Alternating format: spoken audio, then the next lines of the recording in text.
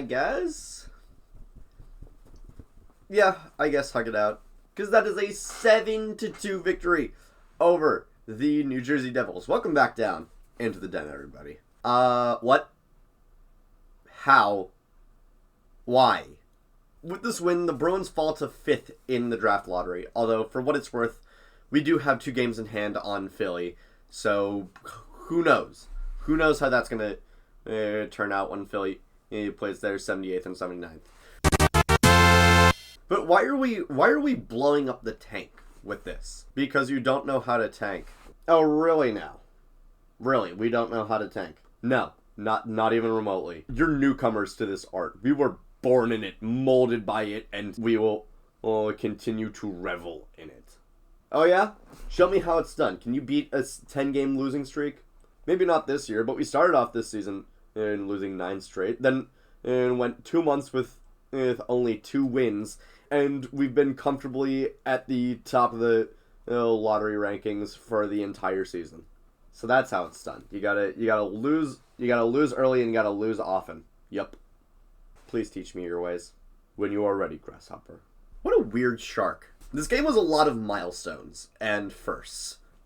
Unexpectedly. This might even be a milestone in Luke Hughes' career as the worst game that he has played thus far. He screws up first by getting tangled up in his own skates and allowing Jacob Lauko to take a bouncing puck all the way to the house against Jacob Markstrom. And then, near the end of the game, just allowing Cole Koepke to... Which, by the way, if you're going to give up a breakaway to Cole Koepke, at that point you might as well just hang up the skates. 10th goal in the year for him. And on top of that, we had a couple other really interesting things happen. Pasta, with not only his 41st goal of the season, but also him factoring on 13 consecutive goals scored by the Bruins. All 13 goals that the Bruins had scored before Jacob Lauko's complete pantsing of Luke Hughes, Pastrnak had 1 point on. And on top of this, he ends up with enough to secure his 4th consecutive 100-point season. This man has not had a season under 100 points since my first season doing Into the Den. And I think, honestly, that speaks to a really, really big development in his game. Not just simply a goal-scoring one, but a playmaking one. And that was put on full display with the Geeky goal.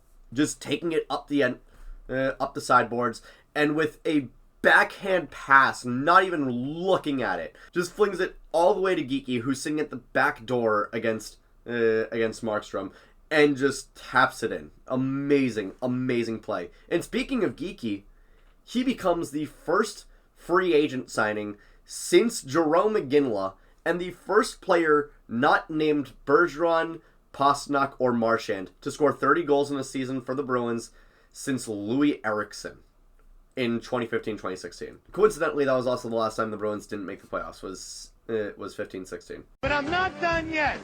On top of this being the worst game that Luke Hughes has played in so far, on top of this being Pastrnak's 4th consecutive 40-goal season and 3rd consecutive 100-point season, on top of this being Morgan Geeky hitting milestones that hadn't been achieved since before I was in high school. On top of all of that, we also had a couple of first points and first goals. Michael Callahan. Particularly, Michael Callahan ends up with his first goal of his career. And everybody's favorite prodigal son, Fabian Lysell, with his first point, factoring in on the Casey Middlestat goal. And then on top of that, we also have Fraser Minton's first goal as a Bruin. Not his first goal in his career. He had 2 earlier this season with Toronto.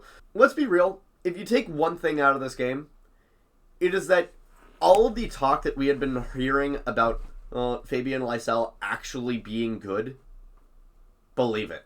This game proved it. It's weird that eliminating the Bruins from playoff contention made this team feel like a new team, even more than the trade deadline where we overhauled most of the entire core. Everybody seems to be playing with a pep in their step.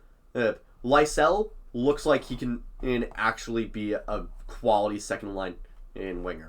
Minton, oh my god, his defensive capabilities, the hits that he was throwing in this game, And the goal that he scored, amazing. Amazing.